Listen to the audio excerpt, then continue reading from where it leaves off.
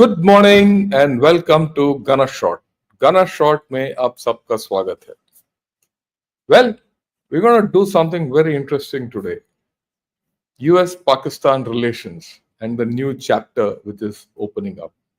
And this is what the cartoon is all about. This is a fantastic cartoon by Manoj Kuril. I've just modified it.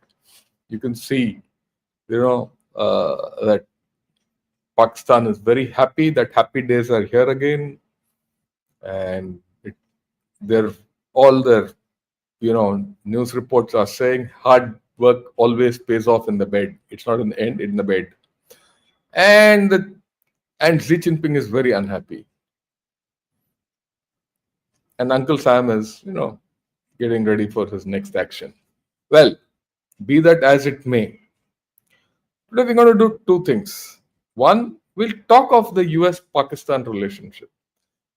When I say Pakistan, it's not Pakistan, it's Pakistan. Pakistan. That's the way Americans say Pakistan. Right. Okay. So we'll discuss that, but that's the later half. The first, we'll take an update on what's happening between Israel and Iran. That's important for us. Right. So first, Iran, Israel, what's happened the day after? We had a great discussion yesterday, but what's happened after that?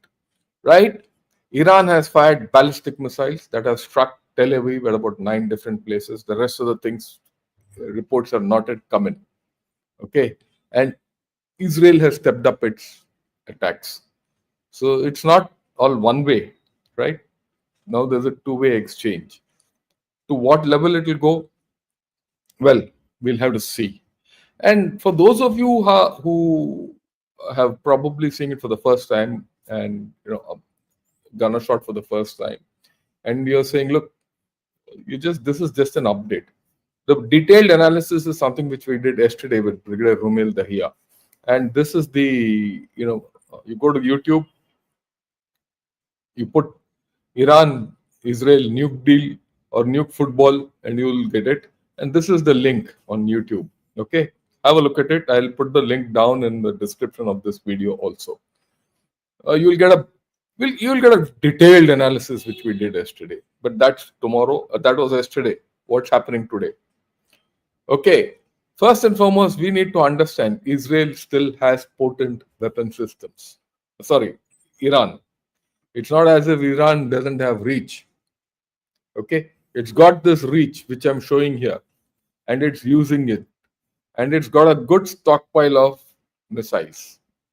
Remember, Iran has a force which is not based on its air force.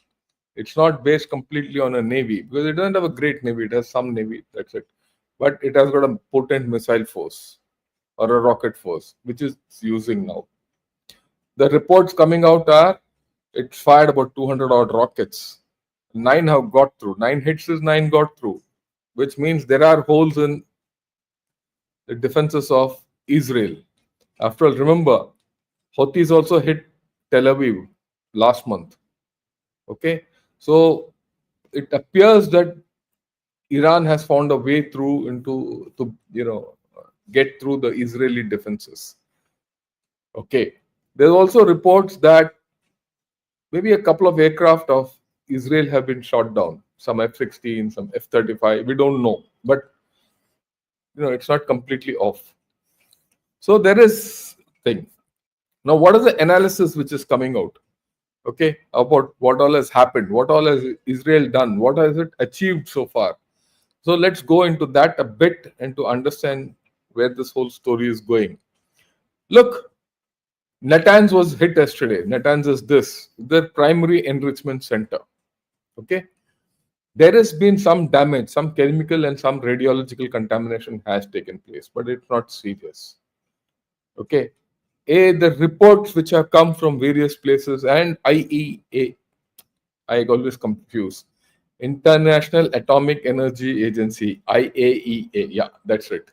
IAEA says the main centrifuges which are a bit underground have not been pierced, right? So it's not fully off. There's no damage at all in Fodro and Isfahan. right? Uh, yeah, Isfahan, right? Yeah, sorry, Isfahan. Okay, that's Isfahan is the right one. In fact, I've flown over it. So Isfahan and Fordro, they have not been hit. Isfahan is an extensive facility. Fordro is a deep facility, which is nearly uh, a kilometer deep, 800 meters to a kilometer deep. So that's not been hit at all. Okay, and that's where their major nuclear enrichment centers and probably the nuclear stockpile is there. Okay, a bomb grade nuclear fuel is probably within Fordro. That's not been hit. That can't be hit without American deep, bunker busters. The question is, look, even in Isfahan, they could have hit, they could have finished off Natanz, but Israel has not done it. Israel is still, it's not, they're not going hell for leather to destroy everything. Why? Is it because of the radiological issues, contamination issues, or it could trigger something else? Or they've had the experience. Americans have told them, don't do this because this is what the problem we had in Pakistan. So a whole lot of issues have come. So this is not going to be easy. Israel has, to my way of looking at it, so far, what you can make out, has avoided hitting and taking out the complete nuclear stockpiles with wherever they are, because it might itself start something which Israel can't control. In which case, Iran, if it has a bomb, we don't know whether it doesn't have a bomb or not. If the damage to Natanz or Fordro or Isfahan is beyond a threshold, and you're now operating in the gray zone, Iran might let go. Who knows? We don't know, right? So the nuclear dynamics are playing very clearly in this. Don't get carried away by media reports. There is a nuclear dynamic already at work. Thresholds are low, but it's working. Okay. Iran has fired ballistic missiles, which I said they've struck Tel Aviv, injuring people, all that. But let's see where we stand after this exchange today morning. Iran is very clear it's not going to back down. That we discussed yesterday also. There's no way Iran is going to back down. Okay. Okay. Uh, it will retaliate with what it has. It's got no option. It's a big country, right? It's a country which is proud of itself. Now there's a Western narrative which is coming out which says, look, target civilians are being targeted and all that. But let's be balanced in this. Yesterday, Israel also targeted civilian areas. I mean, it's not that Israel has not targeted civilian areas. And it's only Iran which is targeting civilian areas. So the narratives are going to play. And remember, in the narratives, Iran has got no leg to stand on. It doesn't have any narrative to put out. Okay. Now, my analysis, killing military leaders, killing a few scientists won't take away the fundamental capability of Iran. Sorry, it will not happen. A country can always hide 300, 400 kg of enriched nuclear, uranium, bomb grade uranium. It's a big country, you can't. And my way of looking at it, they've already done it. And they're hiding it somewhere. They will. Okay. It's not going to be easy. It's not easy to defang a nuclear state. Like we all think, oh, nuclear weapons, nikal do, yeah, there'll be something. Now, the question in everybody's mind is, what happens if Iran uses an asymmetric method? Okay, you've done whatever you want to do with Iran. What if Iran gets a backpack bomber to go into USA or go into Israel or wherever? Remember that movie Peacemaker? Have a look at it. So there is still a nuclear dynamic which is playing, and the best nightmare scenario is a backpack nuclear weapon. If you think that can be put together by Iran, I think we are in the wrong business. Okay? It's not easy. It's not easy. Things are critical at this point of time. Extensive bombing, will it, get Iran to be, bombed into submission? I don't think so. Will a regime change happen? In fact, the way I look at it, that's the best bet. The best bet is if USA or Iran, if USA or Israel can effect a regime change. If a regime change happens, fine, then things are okay. But otherwise, we are going from a bad to a worse situation. I have no doubt about it. I have no doubt about it. There's a regime change and Iran puts up the flag, that's a different story. And it gets back to the table and all that. The way things are going for the past 48 hours, okay, just 48 hours, not even 48 hours, it's about 36 hours. I don't think Israel or USA have very good options at this point of time. Israel and USA are playing mutton Jeff. They're playing mutton Jeff, okay? Bad cop, good cop. But they don't have good options. I mean, for that matter, you can't defang a nuclear country. That's what I keep saying. You can't defang Pakistan. You can only defang Pakistan politically. You have to do all this politically. Right. So, where is it? So, USA has to step in militarily. Will USA like to step in?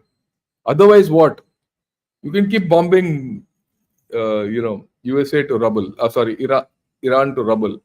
What will be the outcome? Russia has been bombing Ukraine to rubble. It is already in rubble. Okay. It will come there to the stage now that it is, Russia which is vulnerable. Russia is stuck. Russia can't disengage from Ukraine. Forget what's happened to Ukraine. Ukraine is completely gone. Yeah, all that. So you can't disengage. So are you getting into that kind of a scenario? That's the point. Okay. 2 early days, but let us see how it goes. This is going to be a non-contact, battle with missiles being thrown at each other. Some covert action. My own view is the time for Israeli covert action is also over. Maybe one odd action more. What they could infiltrate, everything has been done. Beyond this, difficult. Okay. Everyone else is hedging in this. Everyone else is hedging. Whether it is China or Russia or Saudi Arabia. Saudi Arabia has very clearly said the day Iran has a nuclear weapon, I'll also go nuclear. So you're looking at a completely different dynamic. We'll talk of it. Right. I want to go back to the statement of of USA. Look, USA's first statement from the Secretary of State appeared as if this is not my thing, it is Israel. But what Trump came out is very clear. USA is complicit in this war. USA is giving all support to Israel to continue.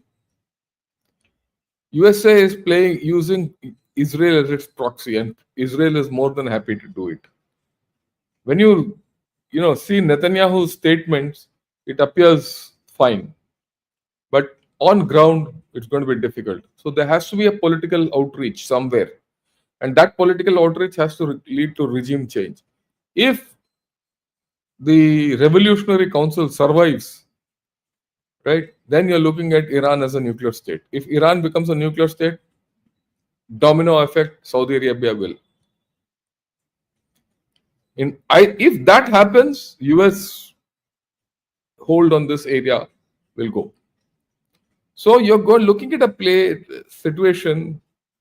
The situation is there. It's not as if it's happening, but the situation is there that Iran might lose the military battle but win the political battle.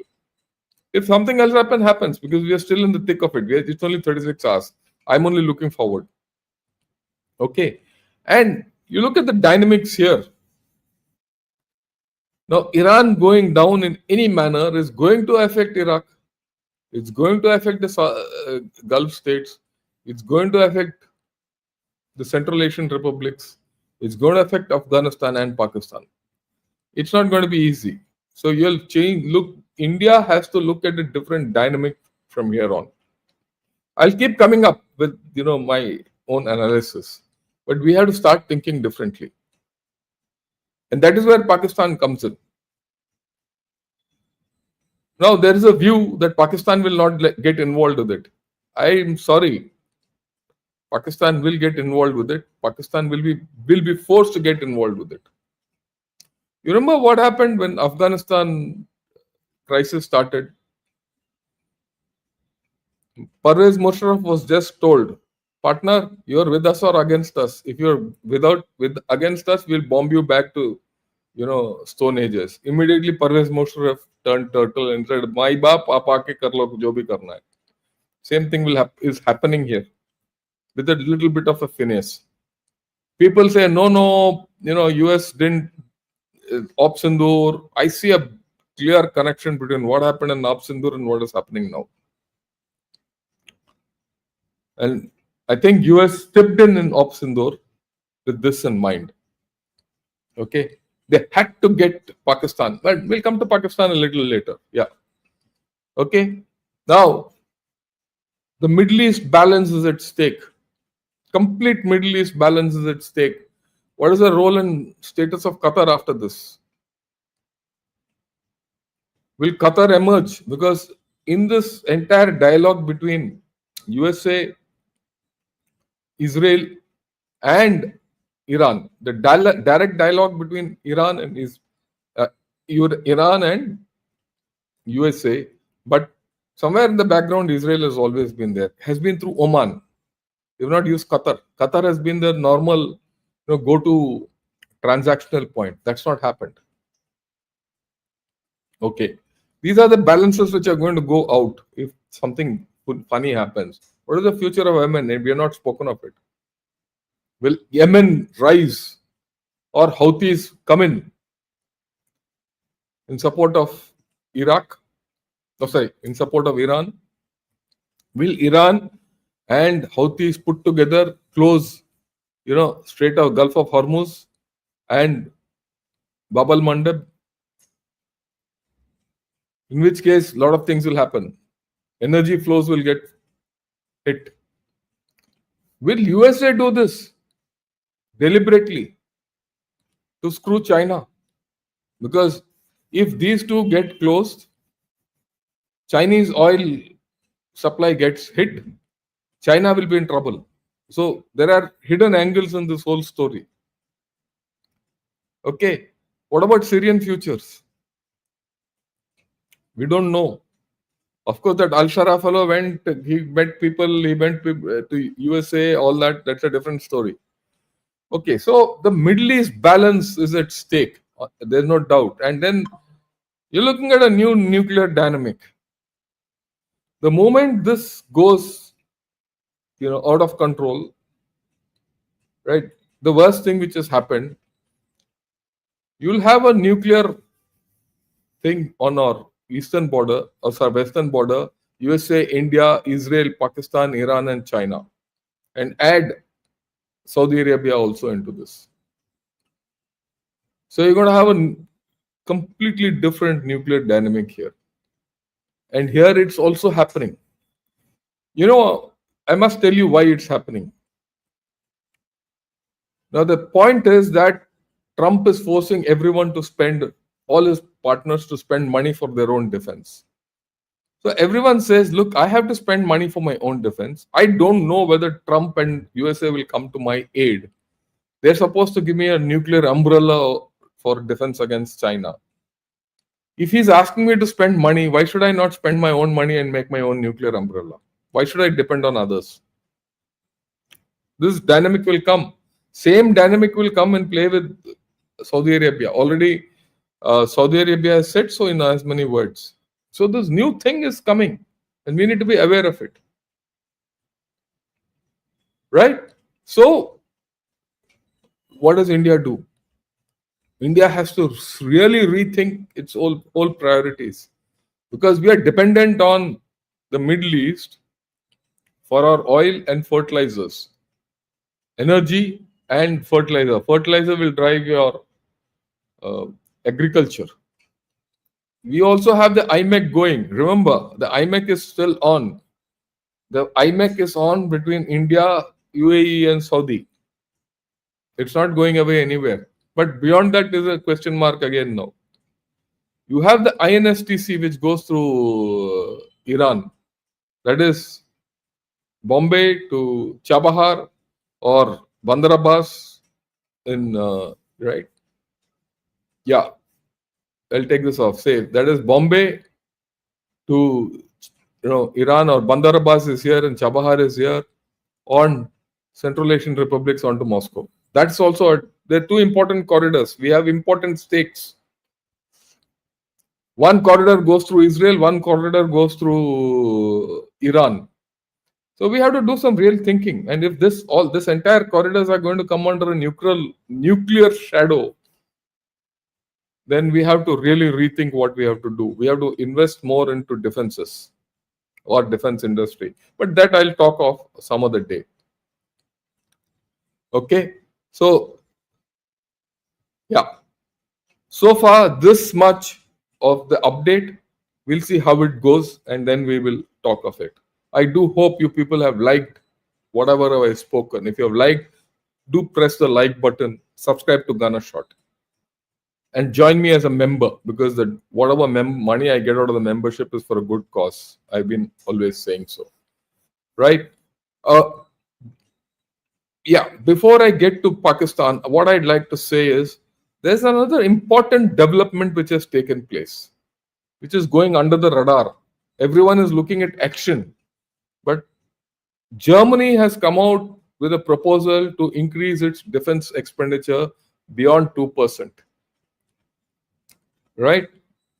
Everyone thinks Germany is going down, all that. I agree, but they're investing and they're remilitarizing. Whether they're remilitarizing or they're rearming is a question mark. And that has grave implications. It has opportunities also for India. Germany going the military route from what it is today, from the pacifist to slightly military route, warning bells. And this warning bell, I'm going to decode today. Forget about all these things which will keep happening. We have to look in the future. So I'm asking Ambassador Gurjit Singh. Ambassador Gurjit Singh, he was an ambassador to West Germany. I mean Germany, not West Germany, Germany. So today evening we're going to discuss this. We're going to discuss the German budget. There's a new government in place. What's the budget? What is he planning? How we need to use that. The day Germany comes up, you'll see USA will have to start receding. This is history. Okay. If Germany and Japan starts self-arming themselves or being more dependent on themselves, USA has no role. And that's what Trump is doing. He's doing the world a favor. And you'll see USA's role in global affairs will start diminishing. I'll do this separately, maybe for about 10-15 minutes some other day. But remember, we are in a period of great change. Okay. Now let's get back to Pakistan. There's a new chapter opening up. Let's not have any doubts about it. So what I'll do now is, it might be a little theoretical, but let me take you through the relationship between Pakistan and China. Sorry, Pakistan and USA historically. Look, Asim Munir is landing in USA today. 14th that day he'll be landing. On one side there's a protest, on the other side there's a welcome. So you'll see both these playing out from USA, and these are from these are Pakistanis, either they're PTI or against PAO. So you'll see some action emanating from there only. Then of course I'd like to thank Ranjit. 2009. That's his Twitter handle. Who sent this? Asim Munir is a one-star field marshal. And I think he's captured this very nicely. And this is something which I'm going to use later on. And this brings me to the thing that any one of you who want to send me cartoons, I'll be more than happy to use them for my thumbnails. I'll be more than happy to use them during my presentation. Right? I'll give you full credit for it. There's no problem. Just send it to me, and you can put it on Twitter on my handle, either at Ganashot1 or at Palipur Ravi Shankar. Both I will take them. Okay. That is Palapu R Shankar at Palupu R Shankar. So both are okay, and I'll use them and I'll thank you. Okay, and that's some amount of free advertisement to all of you also. Okay, now let's look at this. I'm going to take you through historically. 1950, their honeymoon period started in 1954 when they signed a mutual defense agreement. How many of us know this? In 1956, USA asked permission for use of, Peshawar Airport. It's not new. In 1960s, there was a pro-American sentiment in West Pakistan, not East Pakistan. And Ayub Khan by then had taken over, and he allowed spy missions to be flown from Peshawar. In fact, Gary Powers, he was shot down over, I think, one of the Central Asian republics, at that time part of USSR. It made a stink. But what went under the radar was it was flown off Pakistan. Okay. 71 to 74, we know what happened. USA was completely against us with Pakistan. Okay. And Pakistan helped Nixon go to China. In fact, they helped Kissinger to go to China, and Pakistan played the midwife between China and USA. But then 76 to 79, that's the time when, Pakistan started its own nuclear journey. And when it came to light, Jimmy Carter, who was the president, put a ban on nuclear weapons. So you see, in this itself, there's a dip. The first dip came 76 to 79. Okay. Now 79 to 88, 9 years, the thing changed. 1 minute. The thing changed because, the Mujahideen had to be made. USSR was in Afghanistan. They had to be kicked out. So Zia came back into action. By 1987, Pakistan was the second largest recipient of aid after Israel. Unknown caller. Didn't have 1 minute. This might be the lockdown. Okay. By 1987, Pakistan became the second largest recipient of aid after Israel. Right. So there was a complete love relationship going on. But by 1990, when people came to know that Pakistan was developing a nuclear weapon, it came under the Pressler Amendment. And sanctions were imposed on Pakistan. And by then, by 1988, 87, 88, the USSR forces, Soviets, had quit Afghanistan. And USA also lost interest. So this is the second time, exactly after a decade when this happened. 1992, that was a time when, the Kashmir insurgency was just starting, militancy was starting, terror and all those were just starting. But at that time, the Punjab was in flames. All that emanated from Pakistan. There was no clear doubt about it. So, at that time, the relations again went down. So this period 91, 92, 93, the relations between Pakistan and USA went down. But 95, Benazir Bhutto went to you know, um, what shall I say, USA, and she got a lot of gifts, candies from Clinton. Why? Because by then Afghanistan, Taliban, everything was in action, and in fact, Clinton fired some missiles also into Afghanistan at that point of time, and they started needing Pakistan all over, and they started giving money to Pakistan to eradicate militancy. That militancy was actually in Afghanistan, but that is the time when Pakistan was playing footsie. They were supporting the Taliban 1.0 in Afghanistan. Right. Come back to 1988. That was a time when Pakistan detonated the nuclear weapons. 1988. Then tests happened. Immediately they went under sanctions. That was also the time 98, 99, the time of Kargil. So it went into the bad books of USA. Right. Come 2001, 9/11 took place, and Pakistan was back in action. By 2003, US gave 1 billion loan to Pakistan for whatever Pakistan had to do. Right. 2004, George Bush declared Pakistan as a non-NATO ally. And that's a tag which has not come off. It still remains a non-NATO ally. Remember that. Okay.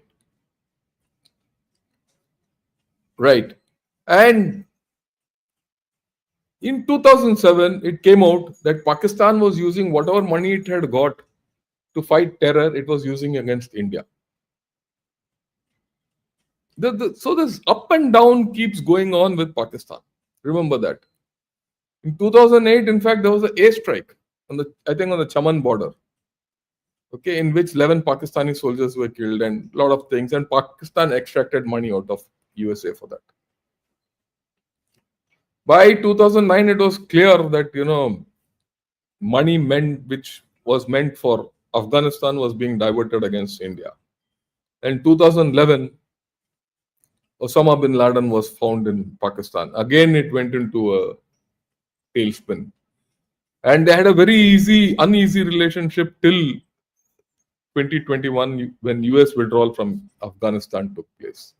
After that, again, 2021 onwards, USA started disregarding Pakistan. But now they're back. So you see this relationship, it's got a history, up and down. So now we're going on the up. So we have to understand this. I put it in very simple format. I put the slides big, so you can read it in detail. There's no problem. There are issues of nuclear concerns between Pakistan and the USA. The US withdrawal from Afghanistan was not appreciated. We know that in USA, but they've forgotten it now because things have changed, right? The Pakistan's position post this withdrawal, we all know. Break the chains of slavery and shackles of slavery and all those remarks. And how Pakistan, started saying, oh, this is another defeat of USA. USA has forgotten that. They're going back there. Okay. Then USA is very cognizant of Pakistan's. All this happened after 21. From 21 to now, there's a deepening strategic alignment with China. And at the same time, there's a US-India convergence. All this has vanished overnight. War on terror, counter-terrorism efforts, and peace building in Afghanistan. These were the lines which Pakistan was selling to the whole world. But no, there were no takers, but suddenly it has found favor. So we have to see why.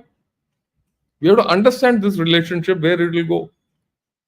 And I've been saying this, let me put it very, how do I say comprehensive manner? I wouldn't say comprehensive, let me spin it out. USA is worried about CPEC. and China's expanding influence in Pakistan. Let's not have any doubt. I have interacted with the US people. They are worried. They don't want China to occupy Pakistan, which it has already done to a large extent. They have to regain that. And as we go along, Pakistan is going to be the battleground between China and USA. And incidentally, this is not something I'm telling now. If you go to Dhanashot and put battleground, you will see this video which I did last year. I think I did with either General Hasnain or someone. It was on the cards. Plus the fact that Balochistan, there's a lot of minerals which have come.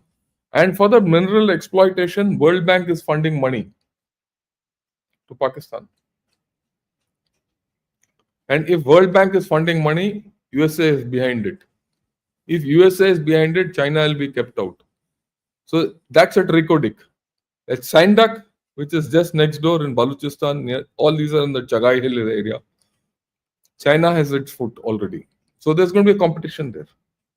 And all this is happening where? In Balochistan, which is already restive. There's a freedom fight struggle going on.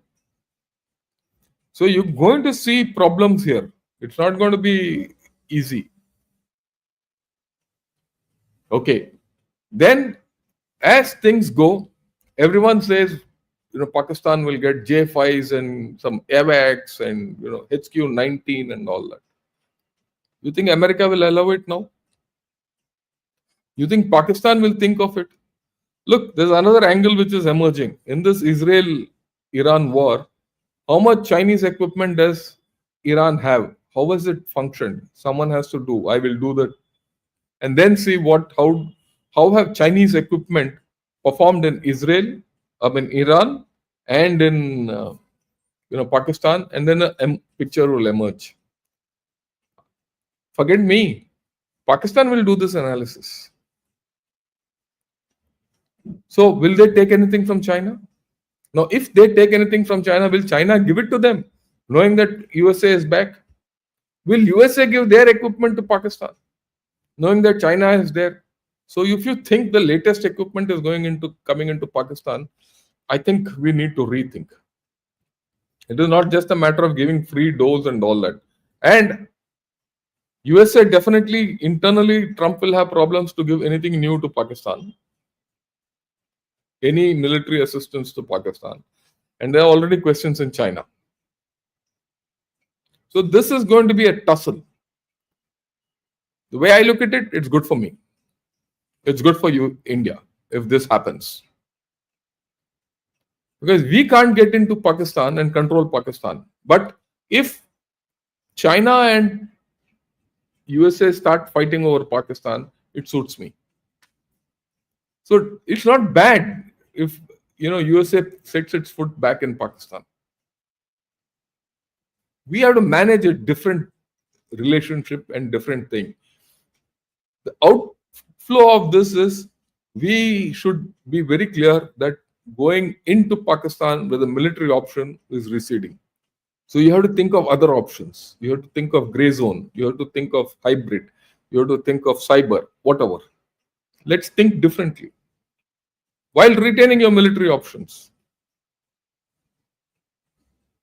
And Pakistan also won't recover, because one day we'll look at Pakistan's economy. Where is Pakistan's economy is going? Everything will depend on that. And I'm very sure USA and China both will be very clear that, especially USA will be very clear not to arm Pakistan beyond a point. Right? The dynamics for that are different, but I will talk of it. Bitcoin. Trump was into crypto even before became a president. The Trump family as a whole. Now they found Pakistan who's prepared. That's a risky business. Everyone whom I've spoken to says that's a risky business. Okay. Now Pakistan has bit into it as a shortcut to money. Will it sustain? And that will be at the detriment of CPEC. Will China allow it to go forward? So issues are coming out. What about Iran and Afghanistan? USA will use Pakistan. It will use Pakistan against Iran and Afghanistan. It's a given. Okay, they might not use it to attack Iran, but to monitor Iran, definitely. To monitor Afghanistan, definitely. They are also setting foot in Afghanistan. This situation with Iran is not going to run away in a hurry. It's a new situation altogether, in which case it pits Pakistan against Iran. So Pakistan will be left with unstable borders on all sides. And Afghanistan is definitely not happy with Pakistan. So we have to, there's a new dynamic emerging. Alive, be alive. And willy-nilly is USA is forcing Pakistan to help Israel. Now, as this analysis goes, there's going to be a backlash somewhere in Pakistan. Don't think Asim Munir is being called to USA and for that Army Day parade for giving him chocolates. This is a different approach.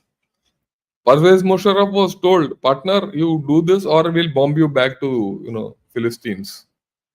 But these people are now being given the other way, the silk treatment, or whichever, because the issue is more complicated. At that time, China was not so invested in Pakistan 20 years back. Now it is. Now, this brings into question the US relationship with India. We'll examine it. We have to examine it. It's a new equation.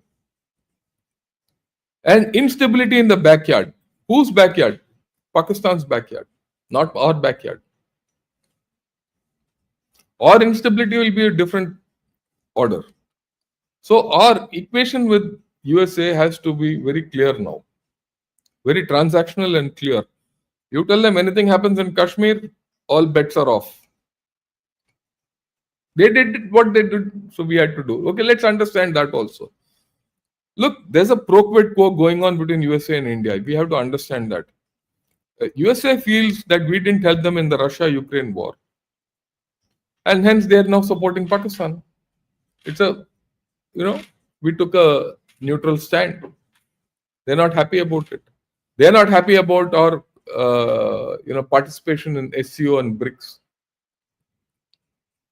It could be very useful to them, but they're refusing to see it. And we shouldn't get drawn into it, because the moment you pull out of SCO or BRICS, then China will take it over and China will be at our doorstep. You have to keep China engaged. You have to be there as a spoiler for yourself. They've given you Bangladesh. Bangladesh, they've created a problem. We have to understand the new dynamic which is coming. We have also not acknowledged Trump's effort. He's daily saying, "Oh, I got peace between India and Pakistan." We said, "Go to hell here. You have not done anything about it." So there is a new dynamic emerging. The new dynamic places limitations on the strategic partnership. If you think you will get technology from USA, you're mistaken. Will not get. Let's be very clear, will not get. So where do you get technology from? Do you go to France? That's why Germany. That's why in the evening when I'll talk of Germany, we'll see we have to restart thinking of anything else. Yeah, cooperation with China will go along, against China will go along.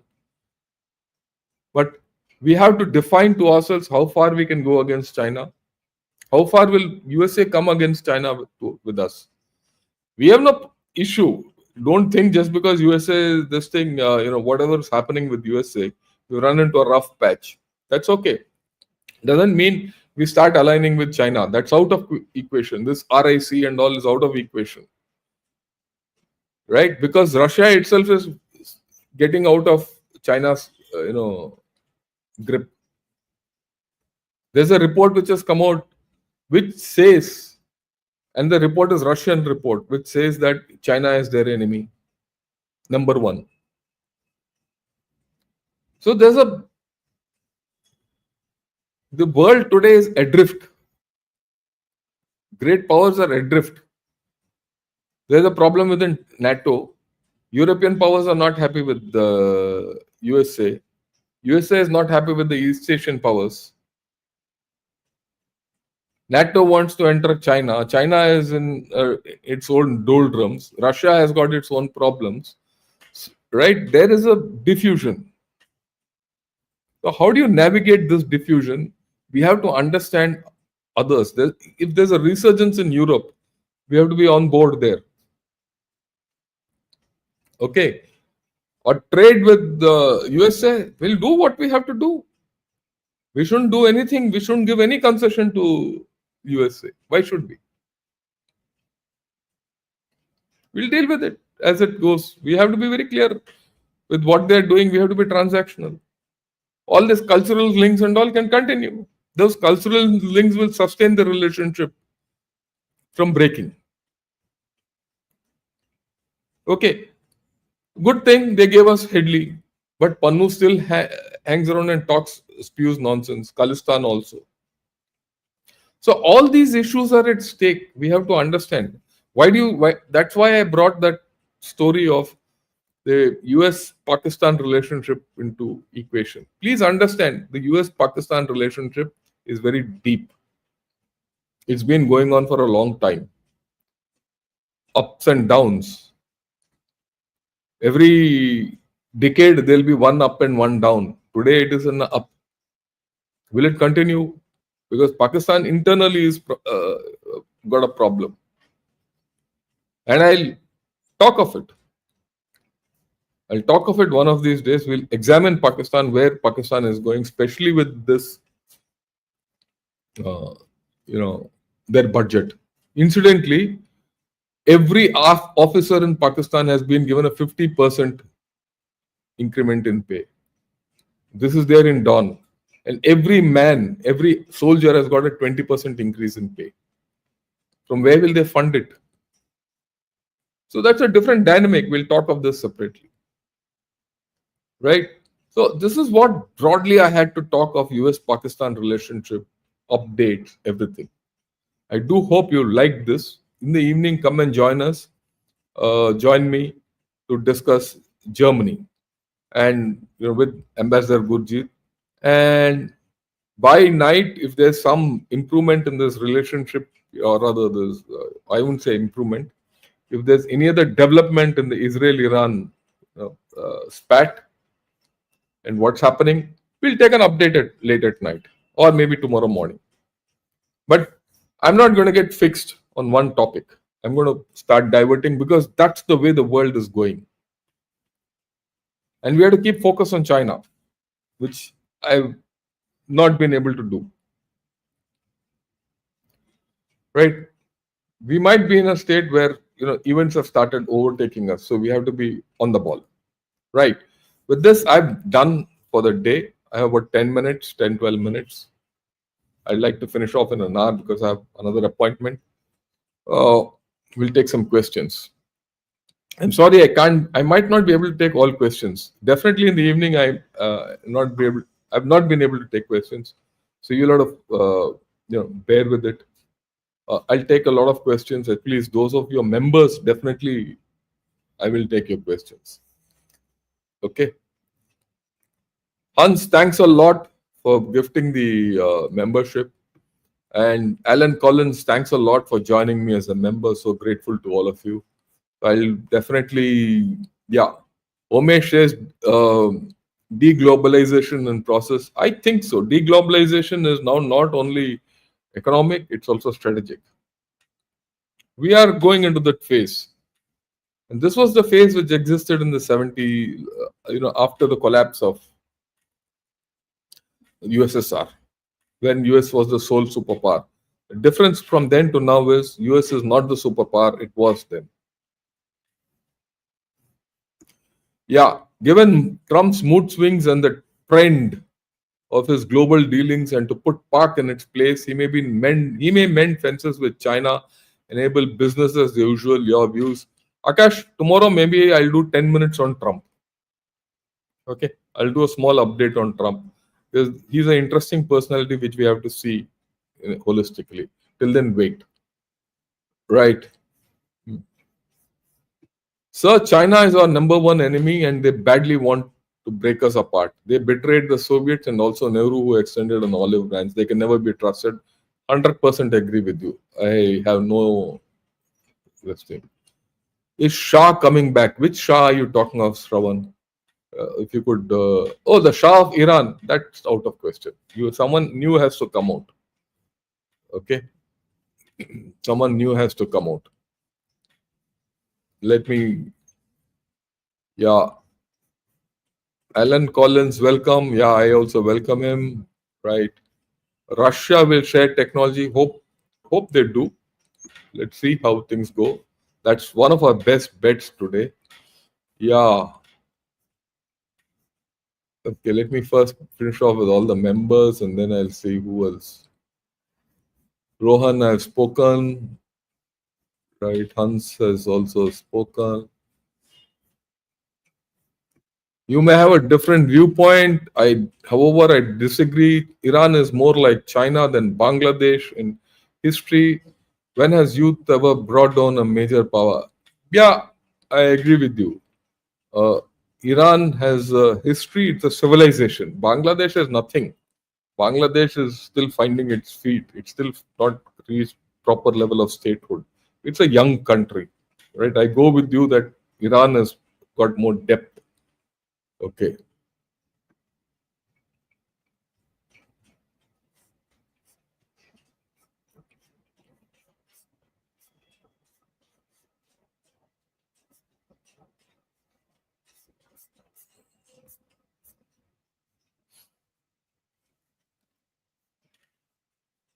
Yeah, happy days are here again. Hard work pays. Yeah, you fell down laughing.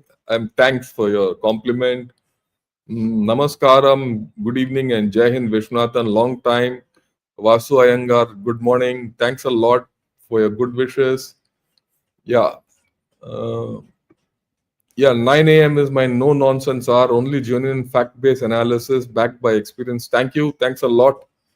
Mm, Pakistan looks very good in this cartoon, but in real life, it's full of STDs. Yeah, they must have already given some to US, and US is quite used to it. Right? Rupayan Dev says, "Good morning." Uh, uh, yeah, I live in US, and my wife is mad at me as I've been watching your live streams every day before bedtime. Oh, please, please convey my regards to her, and say you're only doing the good thing by listening to me. Okay, Ashok Nayak says, "Good morning. Thanks a lot." Right, you're the most neutral and knowledgeable and genuine YouTube videos provider. Thanks a lot.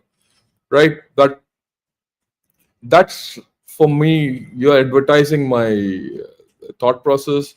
So I'd request more of you to join. And I would like to give a completely neutral thinking. The only person, the only system I'm biased towards is my own country, obviously.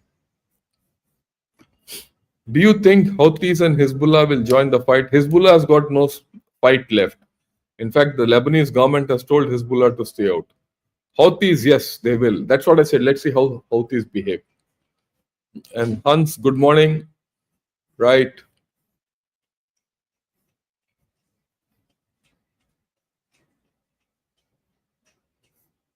Yeah, will Pakistan backstab Iran? They have already done it. Let it be very clear. Namaskara, Shastri ji, Shetty ji, Namaskara. And Indian embassy, Iranian embassy in New Delhi, India just said they shot down. Oh, yeah, Iranian embassy has said they've shot down two F-35 jets and claim one female pilot is under custody. Possible. That's why I said there is news of some jets being shot down and pilots under custody. So let us see how it happens. We'll see by evening what the thing is. These incidents are not important. The overall thing is more important. But the incidents do matter. But thanks for getting it to notice.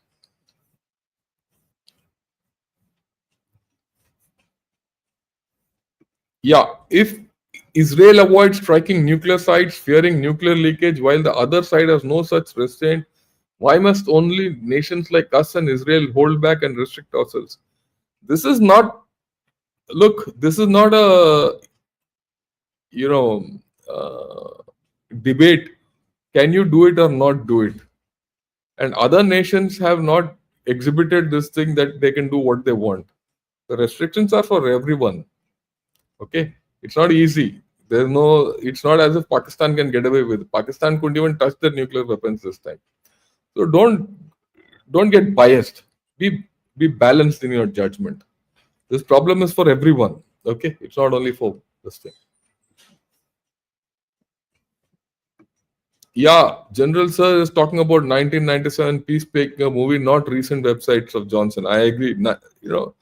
Who was that person? Clooney. George Clooney was the hero of that movie, Peacemaker, wherein chap from Soviet Russia, uh, weapon is taken off, it's gone, it goes into Serbia somewhere.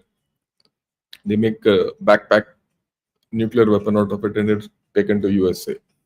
That is the worst nightmare for USA. Never in human history has a regime change occurred due to air bombing or air strikes.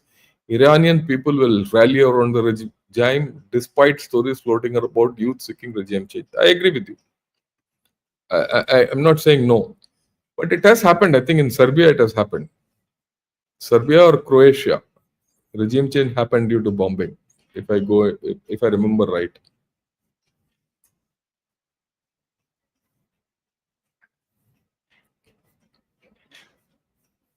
One hypothetical question: if Pak dominated the war operation Sindoor, will they agree for stopping the war like India agreed?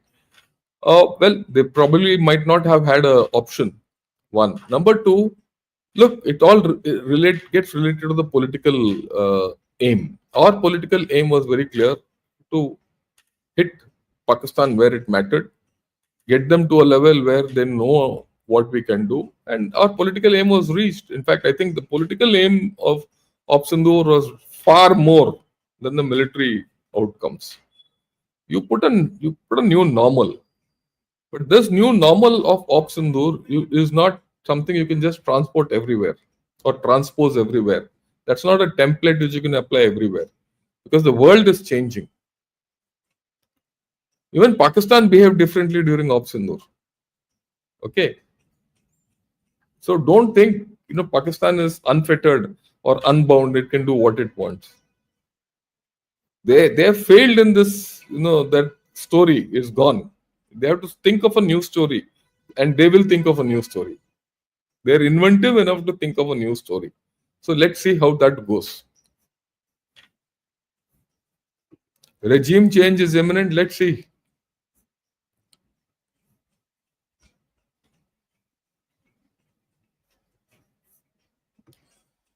Not sure what stops India to support Israel and Taiwan openly. Taiwan, I agree, not Israel. For the simple reason that Iran is also a good friend of ours. We need Iran for INSTC. You need Israel for IMEC. Please remember this. Iran and India have traditional relations. We need not be anyone's friend in this. We should be a friend to both to defuse the situation when things go to that level. Today, if there's anyone has equity to defuse the situation, it's only India. But will we get that opportunity to do so? Is a question mark.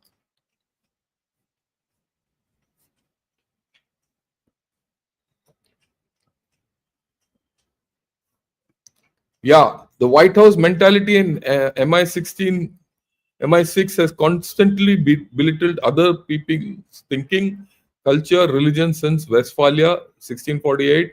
At least for nearly 400 years, people in Asia, Africa don't seem to understand. No, I agree with you. We don't have to fall in line with the Western line of thinking. It might be dicey altogether.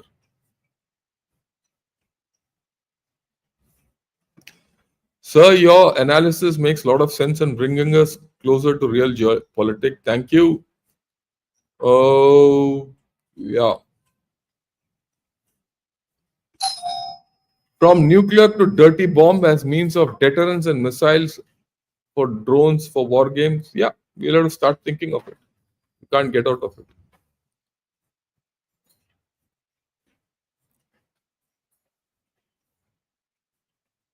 Okay, let me try the last question.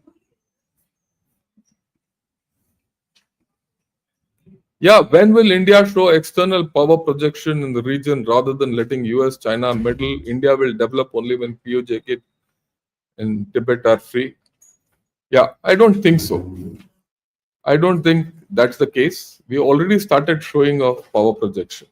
We already started showing inclinations of power projection. Please understand, we projected power up to the Gulf of Aden when we did anti-piracy operations.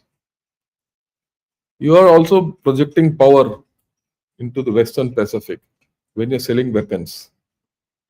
You already done that, so don't think so. You're already doing something in Seychelles and Chagos and all that. You already done power projection when we went to Maldives long back. So we have to rethink. We are not doing power projection the way US does, and China is not doing any power projection. Let's be very clear. Okay, their power projection is through BRI. Ours is different. So the time will come. Be patient. Nothing happens immediately. Okay, right.